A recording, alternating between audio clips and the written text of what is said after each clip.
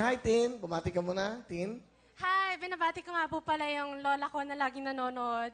Tsaka yung mama ko sa bahay, yung mga kapatid ko, lalong-lalo na yung daddy ko na nasa Saudi. Hello, sana laging mag-ingat ka dyan, Dad. I love you. Okay. Asan daddy mo sa Saudi? Ano trabaho niya? Telephone technician po siya. O, batiin mo, Dad. Ayan, no? Hi, Daddy! Miss ka na namin. Ano bang tinapos mo? Tourism management po. Pangarap Saan? ko po maging flight attendant. Ganon. Apo. Pero ngayon, in love ka. Apo, sobra. Matagal na ba kayo? Apo, 2 years na po kami. 2? 2 years. 3 years na. Wow, congratulations, ha? Saan naman kayo nagkakilala? Kakilala po kami sa jeep. Sa jeep lang? Pero ganito po yung nangyari. Wala po akong alam, wala po akong idea kasi po tutulog po ako sa biyahe nun. Tapos Saan po, to? Saan papunta? ano po, mula sa amin hanggang Pamonumento. Saan ka ba? Ano po, papasok po ako ng school. Tapos po, ito kasi, kunento niya rin sa akin kung paano niya nakuha yung pangalan ko. Ano po, tinabihan niya po ako sa jeep. At pagod-pagod po ako, syempre, thesis days. Tapos tutulog ako sa biyahe. Tapos, hindi ko namamalaan yung ID ko nakabayang niya. Nakita. Apo. Pangalan mo. Tapos ewan ko kung anong technique niya. Tinandaan niya siguro. Tapos, one day po may nag-chat sa akin. Mahilig ako maglaro ng mobile games noon. Tapos sa Facebook, gagawa ng chat. Tapos kala ko po ka-group ko siya, kaya in-accept ko. Pinansin ko. Tapos yun, kunento niya, nakasabay niya nga po ako sa jeep. Sige, pakilala mo na. Pinakikilala ko nga pala yung sobrang gwapang-gwapang ba. Mahal na mahal kong boyfriend, si Chris. Kamusta paring Will? Ang tagal na nating hindi pa nagkikita. Oo nga eh. Mabuti nakita rin tayo, pare. Oo nga eh. Okay. Ano ginagawa mo, Chris? Dati po akong flight attendant. Tapos ngayon, parehas kaming naghanap ng trabaho para magkasama na kami. Sa isang airlines? Sa airline. Ano, local o international? Mas maganda kung international. Pero bakit huminto? Para makasama ko na siyang mag-apply. Para parehas kami.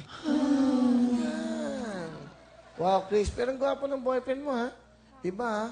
Ikaw ba, nag-jeep kayo? Nakita, anong technique mo? Paano mo siya nasundan? Ayun nga, di tinandaan ko. Tapos nung pababa na kami, medyo nakalimutan ko.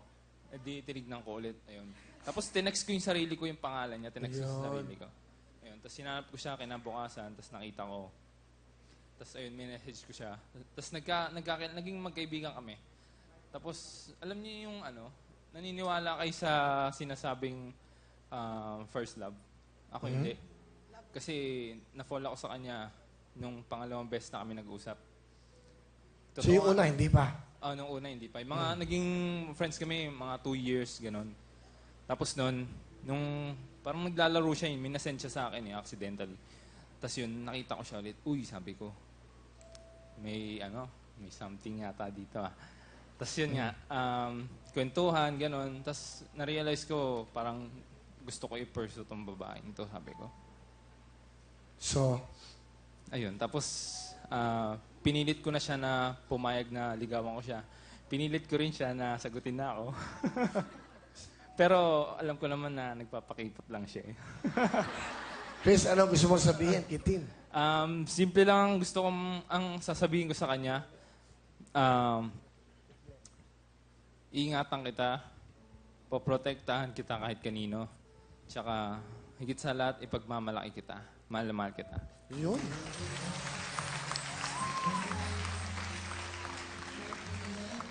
Grabe, ang ganda na sinabi mo. Ngayon ko lang nadinig yan, ha?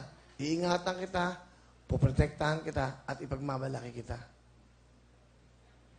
Hindi ko nasabi yun, ha? Pero lang, Tin, ano gusto mo sabihin kay Chris?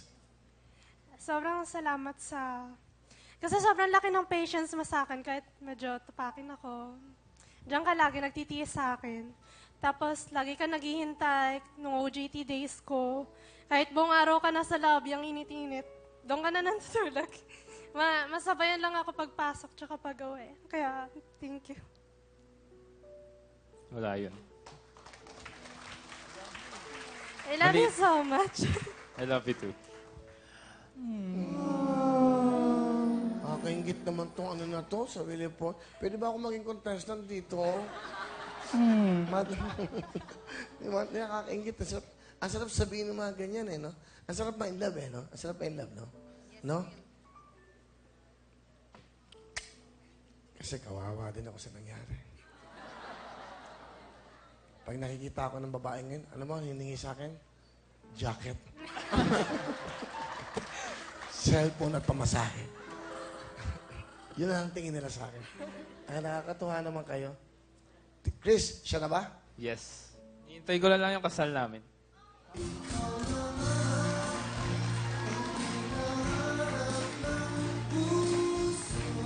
Tin, siya na ba? Yes. Yes, I do. Wow!